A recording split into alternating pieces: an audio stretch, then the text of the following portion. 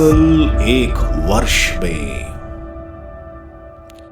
नमस्कार, आप सबका बाइबल एक वर्ष में स्वागत है। आप सब ने जो कदम उठाया है प्रभु के वचन सुनने के लिए, यह हमारे जीवन के अंधेरों को दूर करेंगे और हमें प्रभु के प्रकाश में चलाएंगे। आज हम विधि विवरण ग्रंथ का अध्याय 31, संत लूकस के सुसमाचार का अध्याय 13 और स्रोत ग्रंथ का 110 स्रोत सुनेंगे। प्रभु का वचन सुनने से पहले आइए हम ईश्वर से प्रार्थना करें। हे प्रभु, हम आपका वचन सुनने वाले हैं। हमारे मन की आंखें खोलें और हमें आध्यात्मिक प्रज्ञा दें ताकि हम आपको जान सकें और आपके वचन के अनुसार अपना जीवन जिएं। यह हम मांगते हैं आपसे प्रभु यीशु के नाम, आमीन। विधि विवरण ग्रंथ अध्याय 31, योशुआ की नियुक्ति। इसके बाद मूसा ने समस्त इजरायलियों से यह कहा, अब मैं 120 वर्ष का हो गया हूँ और चलने फिरने में असमर्थ हूँ। प्रभु ने मुझसे कहा, तुम इस यरदन नदी को पार नहीं करोगे। तुम लोगों का प्रभु ईश्वर तुमसे पहले यरदन पार करेगा। वह तुम्हारे लिए उन लोगों का विनाश करेगा और तुम उनका देश अपने अधिकार में करोगे। योशुआ यरदन पार करने में तुम्हारा नेतृत्व करेगा, जैसा कि प्रभु ने कहा है। प्रभु उन लोगों का विनाश करेगा जैसा कि उसने अमेरियों के राजा सिहोन और ओग का तथा उनके देश का विनाश किया है। जब प्रभु उन लोगों को तुम्हारे हवाले कर देगा तो तुम मेरे आदेश के अनुसार ही उनके साथ व्यवहार करोगे। दृढ़ बने रहो और ढारस रखो, भयभीत ना हो और उनसे मत डरो, क्योंकि तुम्हारा प्रभु ईश्वर तुम्हारे साथ चलता है। वह तुम्हारे विनाश नहीं करेगा और तुमको नहीं छोड़ेगा। तब मूसा ने योशुआ को बुलाया और सभी इजरायलियों के सामने उससे कहा, दृढ़ बने रहो और ढारस रखो। तुम इन लोगों को उस देश ले चलोगे जिसे प्रभु ने शपथ खाकर उनके पूर्वजों को देने की प्रतिज्ञा की है। तुम उस देश को उनके अधिकार में दे दोगे। प्रभु तुम्हारे आगे आगे चलेगा और तुम्हारे साथ रहेगा। वह तुम्हें निराश नहीं करेगा और तुमको नहीं छोड़ेगा। भयभीत ना हो और मत डरो। संहिता का पाठ। मूसा ने यह संहिता लिखकर इसे विधान की मंजूषा ढोने वाली लेवी वंश के याजकों और इजराइल के नेताओं को दिया। मूसा ने उन्हें यह आदेश भी दिया, प्रत्येक 7वें वर्ष, ऋण मुक्ति के वर्ष, शिविर पर्व के अवसर पर सब इजरायली तुम्हारे ईश्वर के सामने उस स्थान पर जिसे वह चुनेगा एकत्रित होंगे। तब तुम उन्हें इस संहिता का पाठ पढ़कर सुनाओगे। तुम सब लोगों को, क्या पुरुषों, क्या स्त्रियों, क्या बच्चों तथा अपने नगर में रहने वाले प्रवासियों को, सबको इकट्ठा करोगे जिससे वह सुन सकें। प्रभु तुम्हारे ईश्वर पर श्रद्धा रखना सीखो और इस संहिता के शब्दों का सावधानी से पालन करो। उनके बच्चे जो ये संहिता नहीं जानते इसे सुने और प्रभु तुम्हारे ईश्वर पर तब तक श्रद्धा रखना सीख लें जब तक तुम उस देश में रहोगे जिसे अधिकार में करने तुम यरदन पार करने वाले हो। इजराइल का विद्रोह। प्रभु ने मूसा से कहा, देखो तुम्हारी मृत्यु का समय निकट है। तुम यीशुआ को बुलाकर उसके साथ दर्शन कक्ष में प्रवेश करो जिससे मैं उसे नियुक्त करूं। मूसा और योशुआ जाकर दर्शन कक्ष में उपस्थित हुए। प्रभु ने शिविर में मेघखंड के रूप में दर्शन दिए। मेघखंड दर्शन कक्ष के द्वार के ऊपर ठहर गया। प्रभु ने मूसा से कहा, देखो अब तुम अपने पूर्वजों के पास चिर निद्रा में विश्राम करोगे। इसके बाद ये लोग उस देश के पराये देवताओं के अनुयायी बनकर मेरे साथ विश्वासघात करेंगे। जिसमें वे प्रवेश करेंगे वे मुझे त्याग देंगे और वह विधान भंग करेंगे जिसे मैंने उनके लिए निर्धारित किया। उस दिन मेरा क्रोध उनके विरुद्ध प्रज्वलित हो उठेगा। मैं उन्हें त्याग दूंगा और उन पर से अपनी कृपा दृष्टि हटाऊंगा। इससे उनका सर्वनाश हो जाएगा। बहुत सी विपत्तियां और कष्ट उन पर टूट पड़ेंगे और उस दिन वे पूछेंगे, क्या ये विपत्तियां हम पर इसलिए पड़ी हैं कि हमारा ईश्वर हमारे साथ नहीं है? उनके सब कुकर्मों और पराये देवताओं कि उनकी भक्ति के कारण मैं अवश्य उन पर से अपनी कृपा दृष्टि हटाऊंगा। अब यह भजन लिखकर इजरायलियों को सिखाओ और इसे कंठस्थ करा दो, जिससे यह भजन इस्राएलियों के विरुद्ध मेरे पक्ष में साक्ष्य दे। जब मैं उन्हें उस देश पहुंचा दूंगा जिसे देने का मैंने उनके पूर्वजों को शपथ पूर्वक वचन दिया है, वह देश जिसमें दूध और मधु की नदियां बहती हैं, और जब वे वहां खाते पीते हुए फलेंगे फूलेंगे, तब वे पराये देवताओं के अनुगामी बनकर उनकी पूजा करने लगेंगे और मेरा परित्याग कर मेरा विधान भंग करेंगे। तब यदि उन पर बहुत सी विपत्तियां और कष्ट टूट पड़ेंगे, तो यह भजन जो उनके वंशजों को कंठस्थ होगा, उनके विरुद्ध इस बात का साक्ष्य देगा, मैंने उन्हें अब तक उस देश नहीं पहुंचाया जिसे उन्हें देने की मैंने शपथ पूर्ण प्रतिज्ञा की है, किंतु मैं जानता हूँ कि वे क्या करना चाहते हैं। इसलिए उस दिन मूसा ने यह भजन लिखकर उसे इज़राइल के लोगों को सिखाया। नून के पुत्र योशुआ को आदेश देकर प्रभु ने कहा, दृढ़ बने रहो और ढारस रखो, तुम लोगों को उस देश ले जाओगे जिसे देने का मैंने उन्हें शपथ पूर्वक वचन दिया था। मैं तुम्हारे साथ रहूंगा। संहिता का ग्रंथ विधान की मंजूषा में। इस संहिता के ये शब्द ग्रंथ में लिख चुकने के बाद मूसा ने प्रभु के विधान की मंजूषा ढोने वाली लेवियों को यह आदेश दिया, संहिता का यह ग्रंथ प्रभु अपने ईश्वर के विधान की मंजूषा में रखो। यह वहां तुम लोगों के विरुद्ध साक्ष्य देगा। मैं तुम लोगों के विरुद्ध और हठ धार्मिकता से परिचित हूँ। देखो, आज जब मेरे जीवित रहते ही तुम लोग प्रभु के विरुद्ध विद्रोह करते रहते हो, तो मेरे मरने के बाद तुम और अधिक विद्रोह करोगे। भजन के लिए लोगों की सभा। अब मेरे सामने अपने सब वंशों के नेताओं और अपने सचिवों को एकत्रित करो। मैं उन्हें सुस्पष्ट रूप से ये शब्द सुनाऊंगा और उनके विरुद्ध आकाश और पृथ्वी को साक्षी बनाऊंगा। मैं जानता हूं कि मेरे मरने के बाद तुम निश्चय ही कुकर्म करोगे और मेरे बताए हुए मार्ग से भटक जाओगे। भविष्य में विपत्तियां तुम पर आ पड़ेंगी, क्योंकि तुम वही करोगे जो प्रभु की दृष्टि में बुरा है और अपने हाथ की कृतियों से अपना उसका क्रोध प्रज्वलित करोगे। इसके बाद मूसा ने सारे इस्राएली समुदाय को यह भजन सुनाया।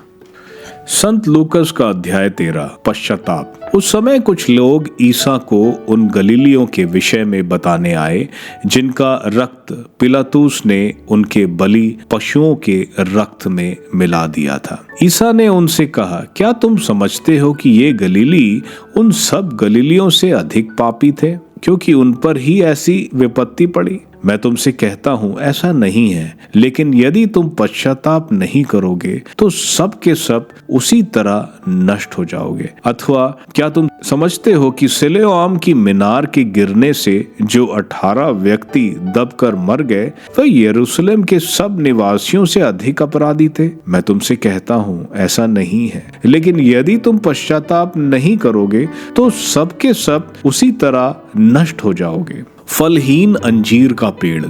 तब ईसा ने यह दृष्टांत सुनाया। किसी मनुष्य की दाखबारी में एक अंजीर का पेड़ था। वह उससे फल खोजने आया, परंतु उसे एक भी नहीं मिला। तब उसने दाखबारी के माली से कहा, देखो, मैं 3 वर्षों से अंजीर के इस पेड़ में फल खोजने आता हूँ, किंतु मुझे एक भी नहीं मिलता। इसे काट डालो, यह भूमि को क्यों छेके हुए है? परंतु माली ने उत्तर दिया, मालिक, इस वर्ष भी इसे रहने दीजिए। मैं इसके चारों ओर खोद कर खाद दूंगा। यदि यह अगले वर्ष फल दे तो अच्छा, नहीं तो इसे काट डालिएगा। दुर्बल स्त्री को स्वास्थ्य लाभ। ईसा विश्राम के दिन किसी सभागृह में शिक्षा दे रहे थे। वहां एक स्त्री आई जो अब दूध लग जाने के कारण 18 वर्षों से बीमार थी।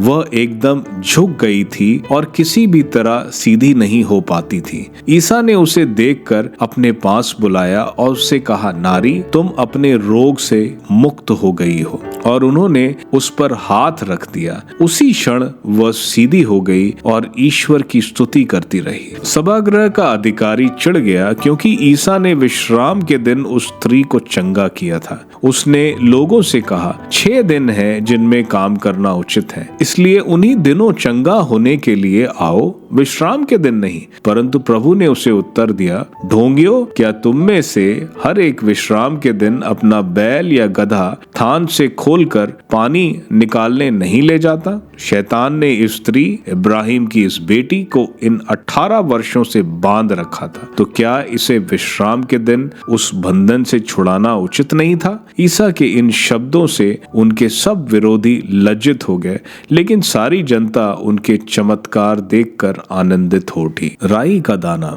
ईसा ने कहा, ईश्वर का राज्य किसके सदृश है? मैं इसकी तुलना किससे करूं? वह उस राई के दाने के सदृश है जिससे लेकर किसी मनुष्य ने अपनी बारी में बोया। वह बढ़ते बढ़ते पेड़ हो गया और आकाश के पक्षी उसकी डालियों में बसेरा करने आए। खमीर का दृष्टांत। उन्होंने फिर कहा, मैं ईश्वर के राज्य की तुलना किससे करूं? वह उस खमीर के सदृश है जिसे लेकर किसी स्त्री ने 3 पसेरी आटे में मिलाया और सारा आटा खमीर हो गया। मुक्ति की कठिनता। ईसा नगर नगर गांव गांव उपदेश देते हुए यरूशलेम के मार्ग पर आगे बढ़ रहे थे। किसी ने उनसे पूछा, प्रभु, क्या थोड़े ही लोग मुक्ति पाते हैं? इस पर ईसा ने उनसे कहा, सकरे द्वार से प्रवेश करने का पूरा पूरा प्रयत्न करो, क्योंकि मैं तुमसे कहता हूँ, प्रयत्न करने पर भी बहुत से लोग प्रवेश नहीं कर पाएंगे। जब घर का स्वामी उठकर द्वार बंद कर चुका होगा और तुम बाहर रहकर द्वार खटखटाने और कहने लगो, प्रभु, हमारे लिए खोल दीजिए, तो वह तुम्हें उत्तर देगा, मैं नहीं जानता कि तुम कहाँ के हो। तब तुम कहने लगोगे, हमने आपके सामने खाया पिया और आपने हमारे बाजारों में उपदेश दिया। परंतु वह तुमसे कहेगा, मैं नहीं जानता कि तुम कहाँ के हो। कुकर्मियों, तुम सब मुझसे दूर हटो। जब तुम इब्राहिम, इसहाक, याकूब और सभी नबियों को ईश्वर के राज्य में देखोगे, परंतु अपने को बहिष्कृत पाओगे, तो तुम रोगे और दांत पीसते रहोगे।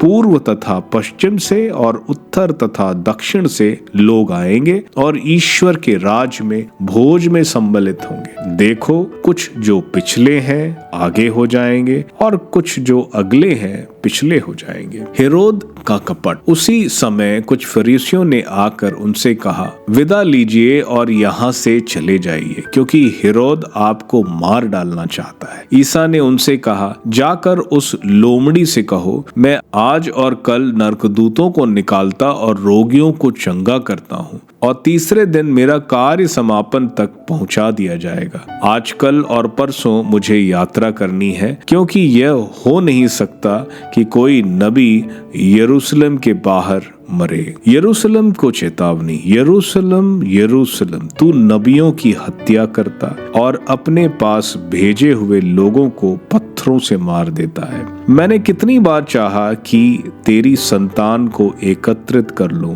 जैसे मुर्गे अपने चूजों को अपने डैनों के बीच एकत्र कर लेती हैं, परंतु तुम लोगों ने इनकार कर दिया। देखो, तुम्हारा घर उजाड़ छोड़ दिया जाएगा। मैं तुमसे कहता हूँ, तुम मुझे तब तक नहीं देखोगे जब तक तुम ये नहीं कहोगे, धन्य है वे जो प्रभु के नाम पर आते हैं। स्रोत ग्रंथ, स्रोत 110। मसीह का याजकव। दाऊद का एक स्रोत। प्रभु ने मेरे प्रभु से कहा, तुम मेरे दाहिने बैठ जाओ, मैं तुम्हारे शत्रुओं को तुम्हारा पावदान बना दूंगा। ईश्वर सिय्योन से आपके राज्याधिकार का विस्तार करेगा। आप दूर तक अपने शत्रुओं के देश पर शासन करेंगे। आपकी सेना के संगठन के दिन आपकी प्रजा आपका साथ देगी। आपके सैनिक सुसज्जित होकर प्रभात की ज्योति में ओस की तरह चमकेंगे। ईश्वर की यह शपथ अपरिवर्तनीय है, तुम मेल्किसेदेक की तरह सदा पुरोहित बने रहोगे। ईश्वर आपके दाहिने विराजमान है। जिस दिन राजा का क्रोध भड़क उठेगा, वह अन्य राजाओं को कुचल देगा। वह अन्य राष्ट्रों का न्याय करेगा, असंख्य लोगों का वध करेगा और पृथ्वी भर में उनका सर्वनाश करेंगे। वह मार्ग में जल स्रोत का पानी पीकर अपना सिर ऊंचा करेंगे। विधि विवरण ग्रंथ के 31वें अध्याय में हम देखते हैं मूसा जो 120 वर्ष के हो गए हैं, जब वो 80 वर्ष के थे तब से उन्होंने प्रभु के बताए अनुसार इजरायलियों को मिस्र से निकाला और प्रभु के विश्वस्त रहे। अब उनकी मृत्यु का समय नजदीक आ गया है। वो बोल रहे हैं वे कानान देश नहीं जा पाएंगे, क्योंकि उनको जब वे कादेश बर्निया में थे प्रभु ने उनको कहा था कि तुम पत्थर से बोलो, उसमें से पानी निकलेगा। इजरायलियों के पीने के लिए मूसा बोलने के बजाय 2 बार छड़ से पत्थर को मारते हैं।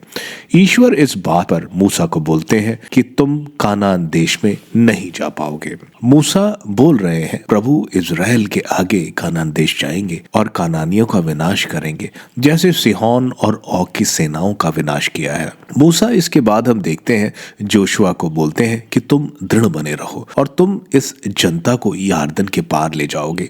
योशुआ को क्यों चुना गया? क्योंकि योशुआ ईश्वर का विश्वस्त था और मूसा का चेला था। जब कादेश बर्निया में 12 गुप्तचर भेजे गए तो योशुआ और कैलेब ने ही बोला कि चलो हम इन लोगों को हरा देंगे, बाकी 10 डर गए थे। आगे हम देखते हैं मूसा संहिता लिखते हैं। मूसा ने ही 5 ग्रंथ यानी उत्पत्ति, निर्गमन, लेवी, गणना और विधि विवरण ग्रंथ लिखा है। हमें मालूम है वे फेरो के महल में 40 वर्ष रहे थे। उनकी शिक्षा उस समय के सबसे अच्छे शिक्षा प्रणाली में हुई थी। यहाँ विधि विवरण ग्रंथ उन्होंने लेवियों को दिया और उनको यह आदेश दिया कि 7वें वर्ष शिविर पर्व यानी फीस्ट ऑफ द टैबरनेकल के समय वे इसको सबके सामने पढ़ेंगे। यह इसलिए क्योंकि लिखित किताब नहीं होती थी उस वक्त। ये वचन सुनते और याद करते थे। इसके बाद हम देखते हैं प्रभु मूसा और योशुआ को दर्शन कक्ष में आने को बोलते हैं। मेघ खंड दर्शन कक्ष के ऊपर आए। प्रभु मूसा को बताते हैं किस तरह इजराइल प्रभु से दूर जाएंगे और दूसरे देवताओं की इजरायली पूजा करेंगे, तब उनके ऊपर बहुत विपत्तियां आएंगी। मूसा की अभी मृत्यु होने ही वाली है। प्रभु मूसा को इसलिए बता रहे हैं कि मूसा के लोगों के कहने पर अगर कुछ लोग भी बच जाएं तो अच्छा है। प्रभु आगे बोल रहे हैं कि तुम उनको यह गीत सिखाओ और उसको लिखो। गीत इसलिए क्योंकि मनुष्य का दिमाग गाना याद हमेशा रखता है, भूलता नहीं है। तो यह गीत उनके कुकर्मों और विपत्तियों के खिलाफ की गवाही देगा। संत लूकस के अध्याय 13 में हम देखते हैं कुछ लोग प्रभु से पूछते हैं कि जो गलीली निवासी यरूशलेम मंदिर में पूजा के समय मारे गए, क्या वे घोर पापी थे? प्रभु उनको बताते हैं कि ना ही वे घोर पापी थे, ना सिलोम की मीनार के गिरने में मरे वो 18 लोग। प्रभु बता रहे हैं अपना ईश्वर के साथ का खाता सही रखो, समय रहते अपने पापों पर पश्चाताप करो, क्योंकि समय का पता नहीं कब मृत्यु आ सकती है। प्रभु यहाँ यरूशलेम मंदिर में मारे गए गलीली और सिलोम की मीनार जो सिलोम के कुंड के पास थी, उसके गिरने का तात्पर्य प्रभु संकेत कर रहे हैं कि यरूशलेम का मंदिर AD 70 रोम द्वारा तोड़ा जाएगा। इसके बाद हम दृष्टांत देखते हैं फलहीन अंजीर के पेड़ का। अंजीर का तात्पर्य इजराइल के साथ है। मालिक यहाँ प्रभु यीशु है। प्रभु 3 साल से अपना प्रचार कर रहे हैं, लेकिन इजराइल ने उनको नहीं स्वीकारा। वह अपने मसीहा को नहीं पहचान पाए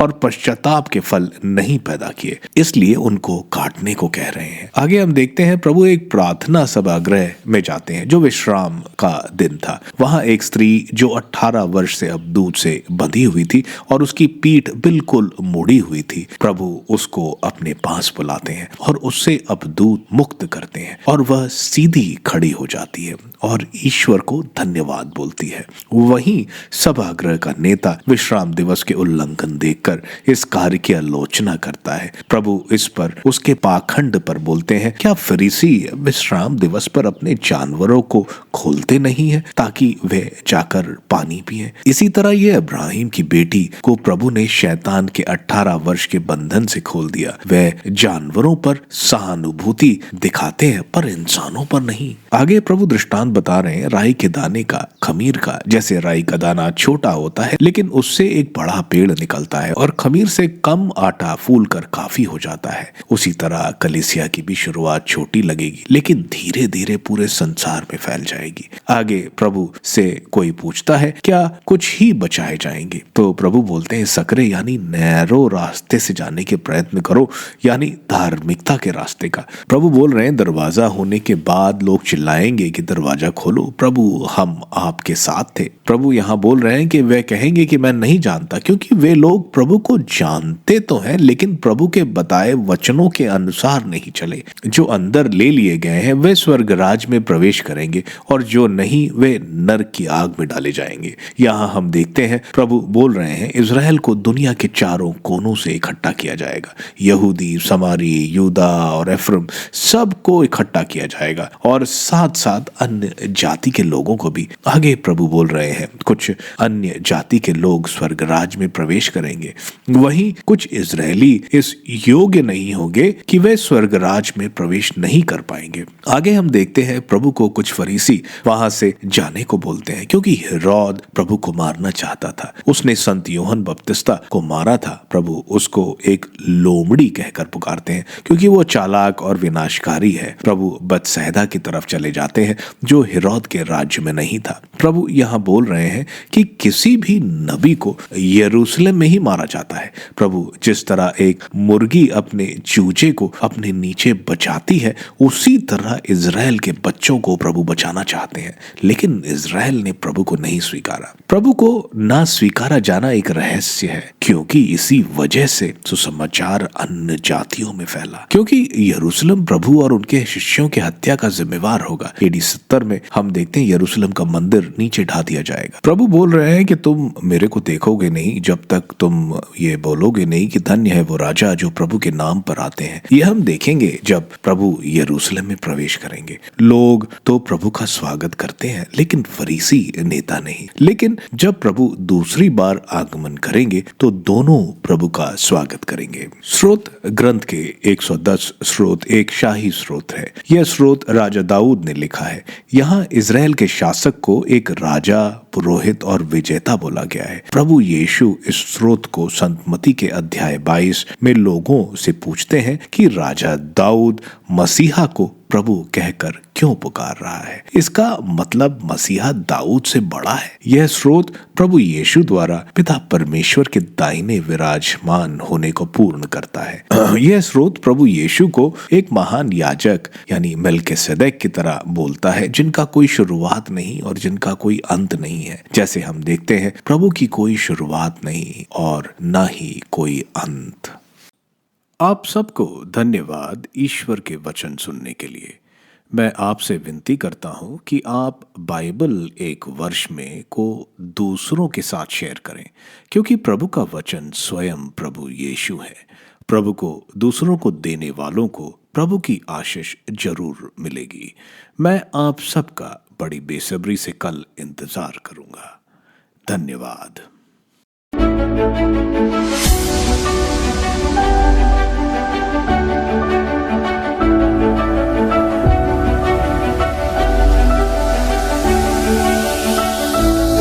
बाइबल एक वर्ष में